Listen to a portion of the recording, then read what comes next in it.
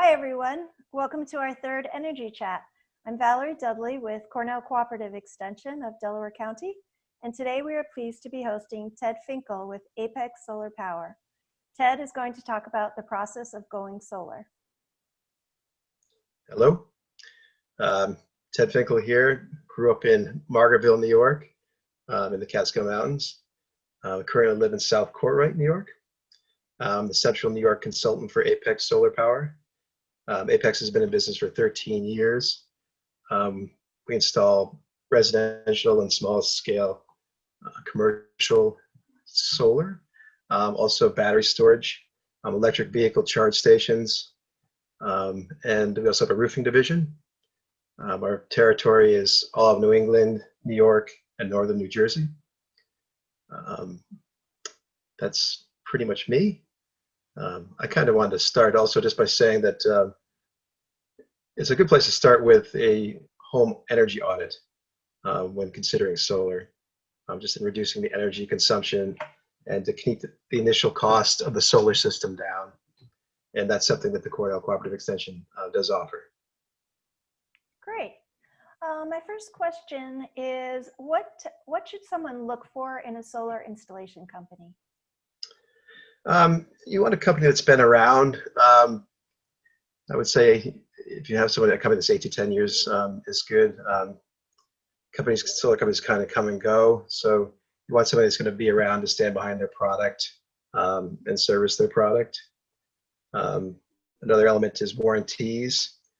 All level 1 panels have a 25-year warranty, but you'd like a 25-year warranty on the panels, the inverter, and many of the better companies have 25 years on the workmanship.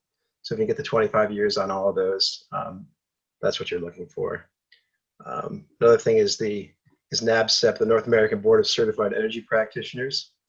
This is the highest standard of accreditation for a solar installer. If you can find a company that has company-wide accreditation with NABCEP, you're looking at a company that has every installer fully certified. So that just lets you know that that's a top team, and everyone installing your system is the top player. Other than that, we're looking at there's other things like there's the Community Solarize Initiative. These are programs that solar companies compete to be part of. It's when communities get together and solarize the community to leverage pricing and such. They choose the top teams to be involved with this program. Things like that, things like safety awards. These are all good credentials for a solar company. Oh, great. And how does going solar make environmental sense? Well, the statement I like to talk about is that every hour, enough solar energy hits the earth to basically provide the energy needs for the entire population for an entire year. So if you think about that, it's really an incredible infinite source of power that solar offers. It's something that we really can't afford to waste at this time. We really have to take advantage of that. So in solar, I mean, environmentally speaking, it doesn't pollute the water, doesn't pollute the air, cleaner rivers, cleaner drinking water, and it doesn't create greenhouse gases, which are warming the earth now faster than we can adapt, essentially. So solar is a huge factor in turning that all around. And it just makes it a very good it's a sound environmental investment. Wonderful. How does going solar make financial sense? Basically, when you're going solar, you're taking your electric bill and you're basically taking that money and investing it in your home. You're trading that electric bill for a solar payment, which is generally less than the electric payment. So you're taking that same money, investing it in your home. It's really investing it in your future. The panels will continue to produce for 30 to 40 years, so you will have that savings for a long time.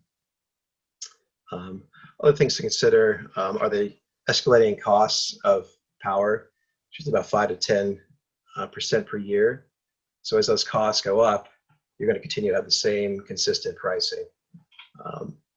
You're also thinking about weather changes that are happening, larger weather events. This can compromise the grid. 70% of the grid is 25 years or older.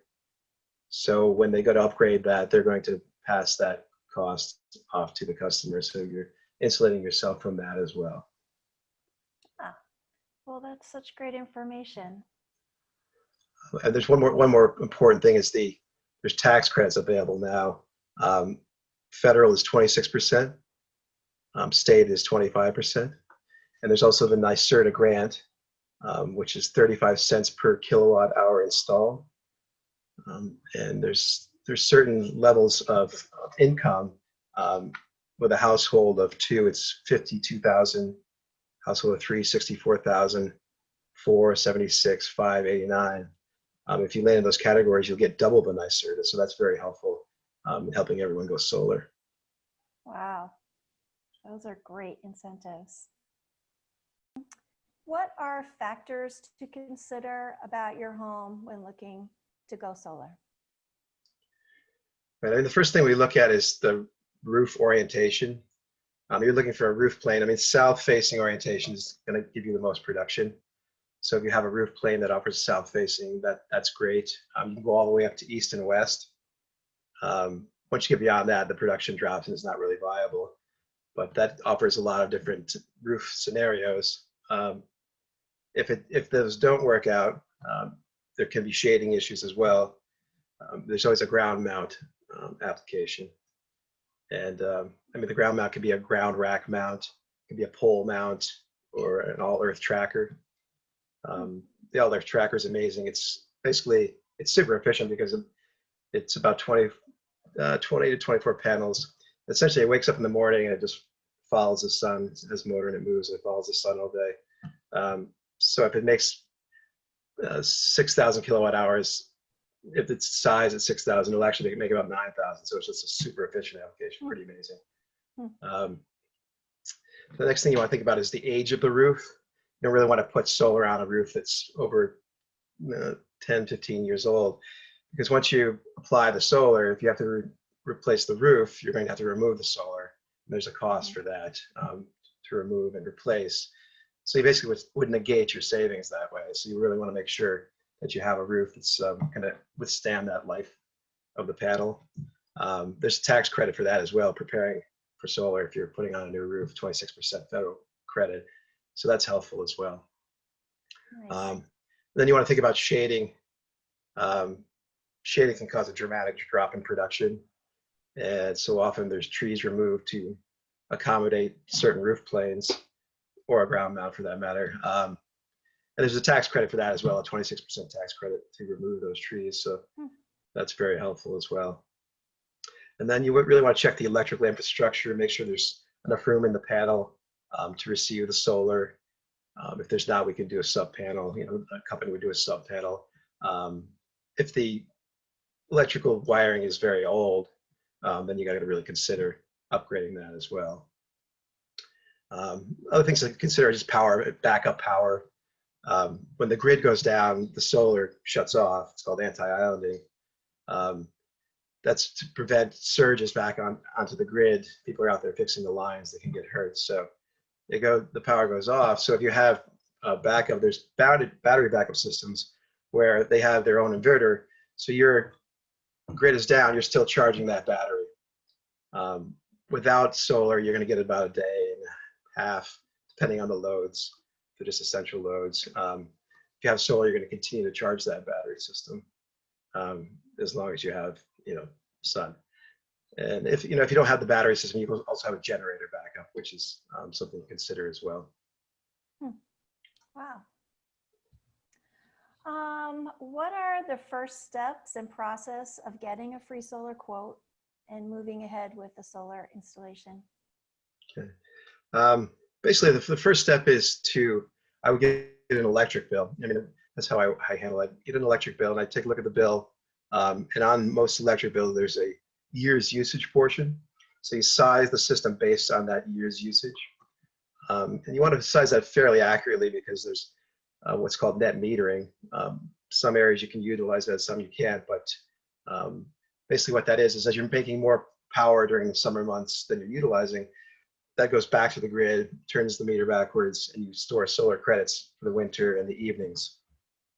And essentially, at the end of March, they turn that over and they pay you about a third of what the value is. During the year, it's $1 for dollar. At the end of March, they pay you about 30 cents on the dollar. So you really want to size the system fairly accurately.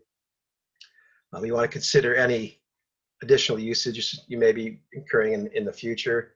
It could be EV charging, it could be a hot tub, a mini split you might put in, geothermal, all of these things, just to have an accurate depiction of your usage. Basically, what we do is at that point, I would set up a meeting.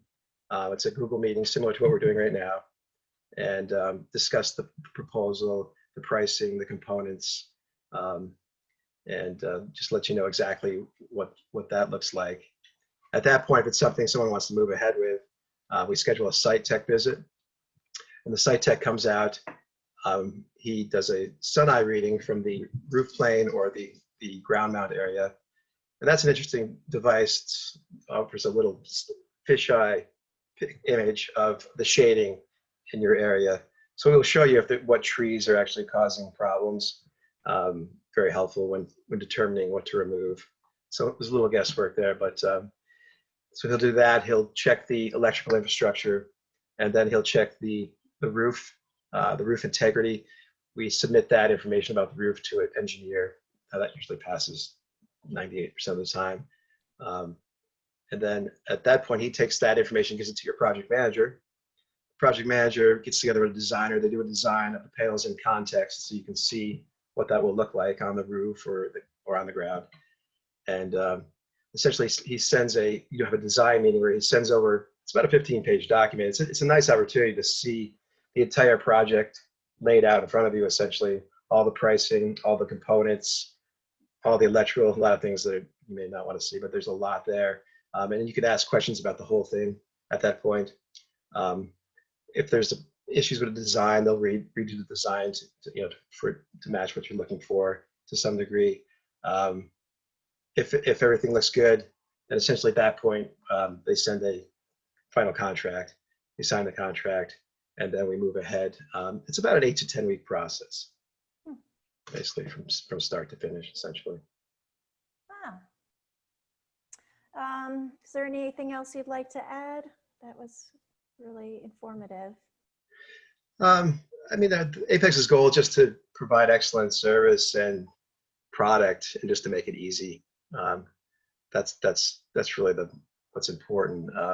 It's important for people to know just how kind of easy it is to get a quote, and really from the quote, it's a great opportunity to save money, of course, to see what those savings might be. And it's also, you see the savings, you see the possibility of going solar and keeping, the Cascade Mountain water and rivers clean.